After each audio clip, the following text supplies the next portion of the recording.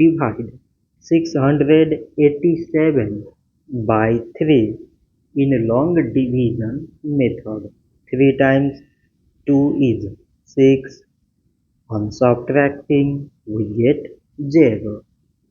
So now we put down this 8 and 3 times 2 is 6.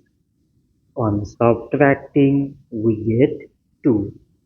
So again we put down this 7 and it is 27.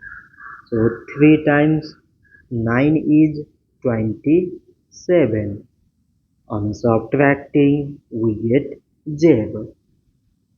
So 687 divided by 3 is 229. So this much for today and thanks for watching.